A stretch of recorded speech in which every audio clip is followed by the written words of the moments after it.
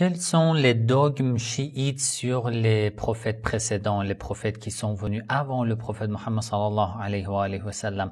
Comment devons-nous croire en les prophètes qui étaient avant le prophète Mohammed sallallahu alayhi wa sallam, en leurs livres, et que dit le Coran à ce sujet?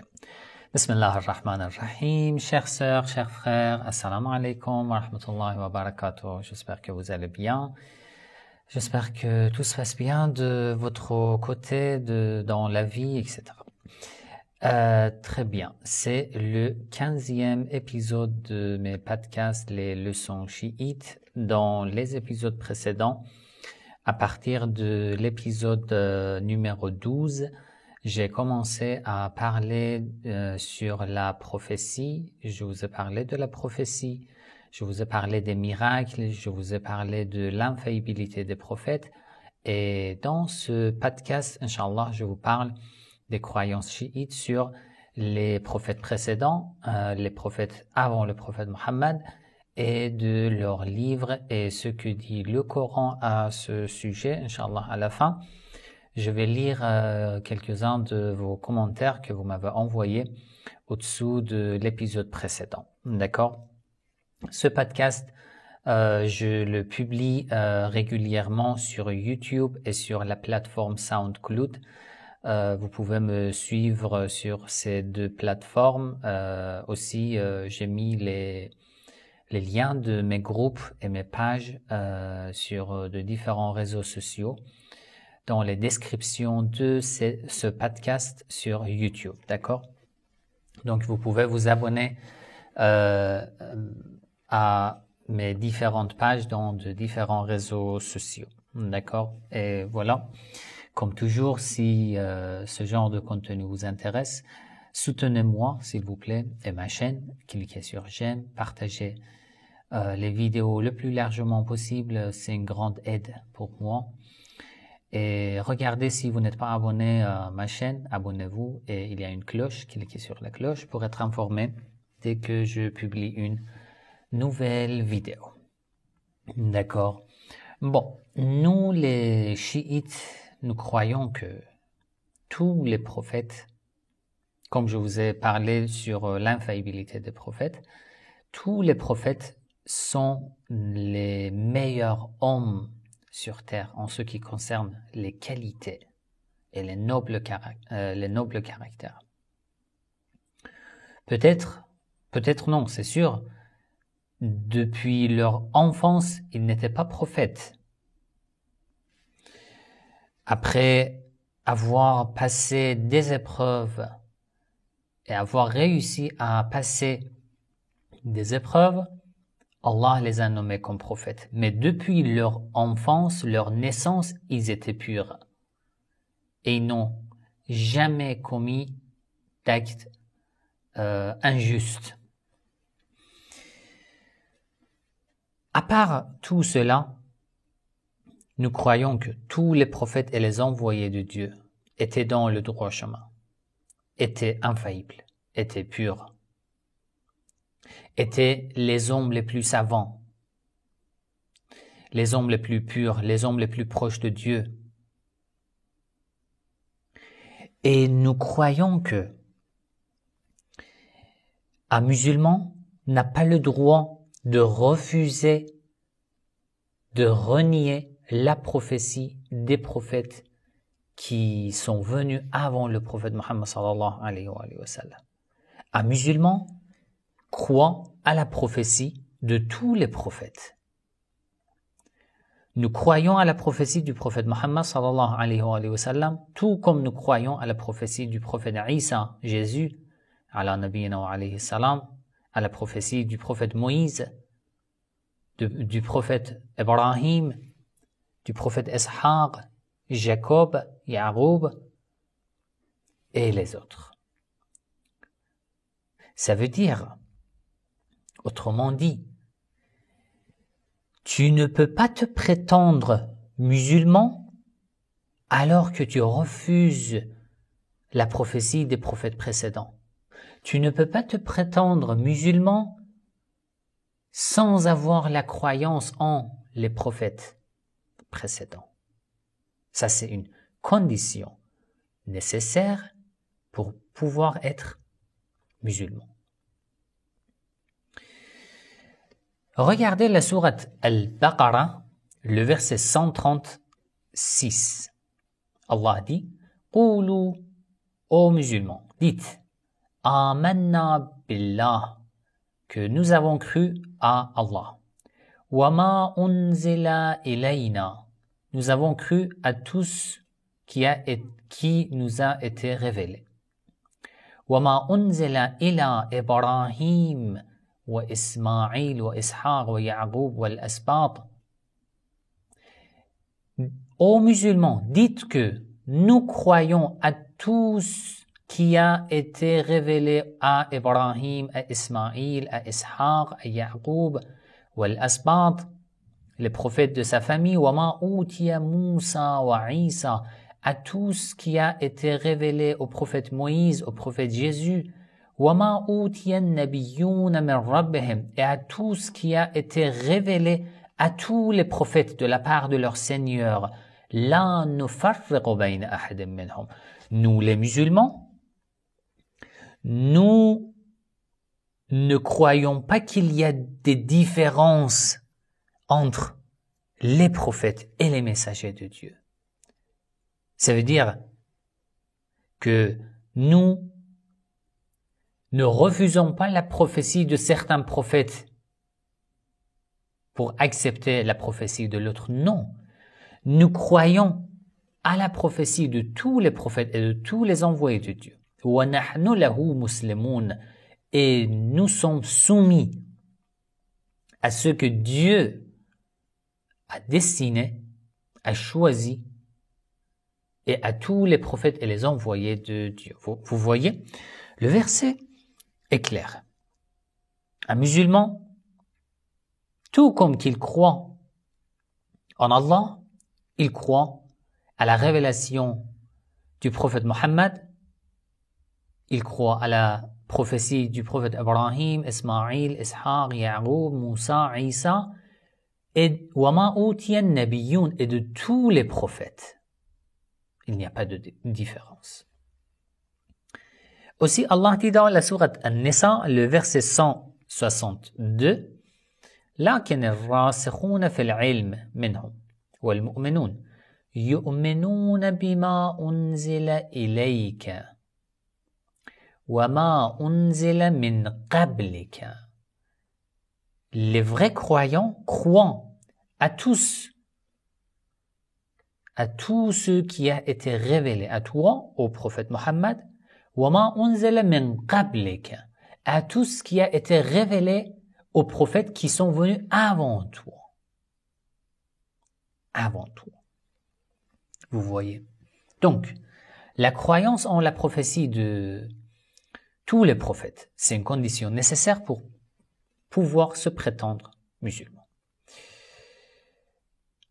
Les prophètes les plus connus sont le prophète Adam, le prophète Nuh, Noé, Ibrahim, Daoud, David, Sulayman, Salomon, Moussa, Moïse, Isa, Jésus. Ces prophètes sont les prophètes les plus connus. D'accord? Mais d'après les hadiths, le nombre exact des prophètes, d'après les hadiths, était combien? Ils étaient au nombre de 124 000 prophètes. Parmi ces prophètes, parmi ces 124 000, Allah nous a parlé dans le Coran de certains de ces prophètes. Il nous a raconté leur histoire, de leurs croyances, de leur peuple, mais il n'a pas rapporté l'histoire de tous les prophètes. Allah dit dans la sourate Al-Ghafir, le verset 78, il dit وَلَقَدْ أَرْسَلْنَا رُسُلًا مِنْ قَبْلِكَ. Nous avons envoyé des envoyés avant toi, ô prophète Mohammed. مِنْهُمْ مَنْ قَصَصْنَا عَلَيْكَ. Nous t'avons raconté l'histoire de quelques-uns de ces prophètes. وَمِنْهُمْ مَنْ لَمْ نَقْصُصْ عَلَيْكَ.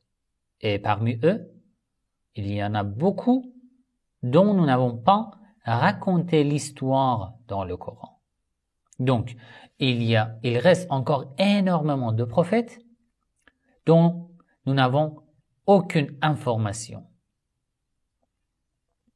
Il n'y a aucune information sur eux. D'accord? Dans le Coran, le nom de 26 prophètes sont mentionnés. Le prophète Adam, son nom est mentionné 18 fois dans le Coran. Le prophète Noé, son nom est mentionné dans le Coran 43 fois. Le prophète Idris, son nom est mentionné 2 fois. Le prophète Houd, son nom est mentionné 10 fois. Le prophète Saleh, son nom est mentionné 9 fois. Le prophète Ibrahim, 69 fois. Le prophète Lut, 27 fois dans le Coran. Le prophète Ismaïl, 11 fois. Le prophète Al-Yasa', 2 fois. Le prophète Dhul-Kifl, 2 fois. Le prophète Elias, 2 fois. Le prophète Yunus, 4 fois. Le prophète Ishaq, 17 fois. Le prophète Ya'qub, Jacob, 16 fois. Le prophète Youssef, Joseph, 27 fois. Le prophète Shu'aib, 11 fois. Le prophète Moussa, Moïse, combien? 136 fois. Le prophète Haroun, 20 fois. Le prophète David, 16 fois. Le prophète Sulayman, Salomon, 17 fois. Le prophète Ayyub, 4 fois. Zakaria, 7 fois. Yahya, 5 fois. Ismaïl, Sadiq al-Wa'd, est autre que le fils du prophète Ibrahim. C'est un autre prophète. Lui aussi, une fois. Le prophète Isa, Jésus, 26 fois. Le prophète Muhammad sallallahu alayhi wa sallam, son nom, avec le nom Muhammad, est mentionné 4 fois dans le Coran. Une fois avec le nom Ahmad, donc au total 5 fois. À part ces 26 prophètes, nous avons accès à l'histoire de plusieurs prophètes dans le Coran, mais on ne sait pas leur nom. Allah a parlé de leur histoire sans mentionner leur nom. Par exemple, la sourate Al-Baqarah, le verset 246. ألم تر إلى الملأ من بني إسرائيل من بعد موسى إذ قالوا لنبي لهم ابعث لنا ملكا نقاتل في سبيل الله. Ici, Allah raconte l'histoire d'un des prophètes de Bani Israël après le prophète Moussa alayhi salam. Les gens se sont présentés auprès de lui et lui ont demandé à Allah d'envoyer un ange pour qu'il puisse faire le djihad dans le chemin de Dieu. Allah dit إِذْ قَالُوا لِلنَّبِيٍّ لَهُمْ. Ils sont allés auprès de leur prophète, mais ils ne mentionnent pas son nom. Vous voyez? Ça, c'est un sujet. Un point très important dans ce domaine, c'est ça. Est-ce que tous les prophètes et tous les envoyés sont envoyés dans le Moyen-Orient, en Asie, en Europe, il n'y avait pas de prophète, en Afrique, aux pays américains, il n'y avait pas de prophète? Ça, c'est une question. Qu'est-ce que nous dit le Coran? Le Coran dit, Allah dit, la sourate An-Nahl, la sourate numéro 16, le verset 36, وَلَقَدْ بَعَثْنَا فِي كُلِّ أُمَّةٍ رَسُولًا. Allah dit, parmi tous les peuples, tous les groupes de gens sur terre, nous avons envoyé un prophète. Vous voyez? Donc, tous les peuples, tout au long de l'histoire, ont reçu un prophète. jusqu'au prophète Mohammed sallallahu alayhi wa sallam. Mais nous avons accès à l'histoire de peu nombre de prophètes mentionnés dans le Coran ou dans les hadiths. Le reste, nous n'avons aucune information. D'accord. Très bien. Parmi ces prophètes, parmi ces 124 000 prophètes, les meilleurs prophètes sont 5. Allah dit dans la sourate Al-Ahzab, la sourate numéro 33, le verset 7, Allah dit وَإِذْ أَخَذْنَا مِنَ النَّبِيِّينَ مِيثَاقَهُمْ. Nous avons pris une promesse des prophètes. Après, ici, Allah dit مِنَ النَّبِيِّينَ, de tous les prophètes. Mais dans le passage suivant, il mentionne le nom de 5 prophètes, précise. Il précise le nom de 5 prophètes. Il dit وَمِنْكَ, nous t'avons pris, ô Mohammed, nous t'avons pris une promesse. وَمِنْ نُوح, nous avons pris une promesse du prophète Noé. وَإِبْرَاهِيم, de Ibrahim, de Moïse. وَعِيسَى ibn Maryam, et de Jésus, fils de Marie. وَأَخَذْنَا مِنْهُمْ مِيثَاقًا غَلِيظًا, et nous avons pris une promesse sérieuse de ces 5 prophètes. Et dans la sourate Al-Ahqaf, la sourate numéro 46, le verset 35, Allah dit fasbir au prophète Mohammed. Patiente sois, patient, kama sabara ulul azmi min ar-rusul. Comme les prophètes qui avaient une force considérable, comme ils ont patienté, toi aussi tu dois patienter. Ulul azmi min ar-rusul. Les prophètes qui avaient une force particulière, une promesse particulière. Ulul azm. De qui parle ce verset? De ces 5 prophètes. Nuh, Ibrahim, Moussa, Isa et le prophète Mohammed sallallahu alayhi wa sallam. C'est pour ça que nous appelons ces 5 prophètes comme les prophètes de Ulul azm. Al-azm, ça veut dire celui qui a une force de faire ce qu'il a promis. Vous voyez? Kama sabara ulul azm. D'accord? Très bien. Donc, d'après nous les chiites, un musulman doit croire à tous les prophètes, à leurs livres, à la révélation qui a été envoyée, qui leur a été envoyée. Mais bon, vous me demandez, ça y est, est-ce que je dois croire par exemple à l'évangile, la Torah d'aujourd'hui? Nous savons que dans l'évangile et la Torah actuelle d'aujourd'hui, il y a des altérations, des falsifications. Ça, c'est le sujet d'une autre vidéo. Pendant des siècles, tout au long de l'histoire, ces livres ont subi des altérations et des falsifications. Donc, oui, si les enseignements qui se trouvent maintenant dans la Bible sont confirmés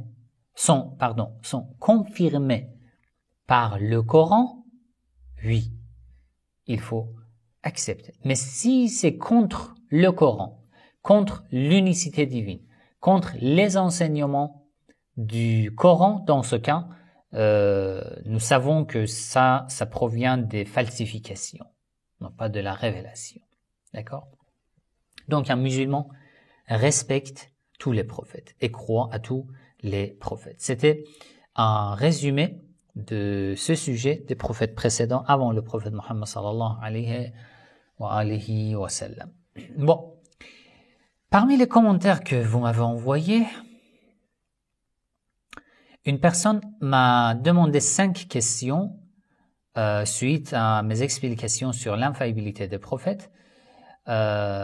Alpha Ba, il m'a envoyé ce commentaire, il m'a demandé 5 questions sur l'infaillibilité des prophètes et il me demande Allah dit en s'adressant à notre prophète Mohammed, afin qu'Allah te pardonne tes péchés. Ou Moïse reconnaît avoir un péché en tuant un Égyptien. Ou, par exemple, il donne encore d'autres versets du Coran. Inch'Allah, avant de terminer le sujet de la prophétie, dans cette série de podcasts, je vais enregistrer un épisode particulièrement concernant ce sujet, concernant les péchés des prophètes dont parle le Coran. D'accord? Donc ça c'est, je vous promets, Inch'Allah, dans un épisode particulièrement, je vais parler de ce sujet, des versets du Coran qui nous disent que certains prophètes ont commis des péchés. Je vais en parler et je vais vous expliquer que signifient exactement ces péchés. Une autre personne a demandé, un prophète est-il prophète depuis sa naissance?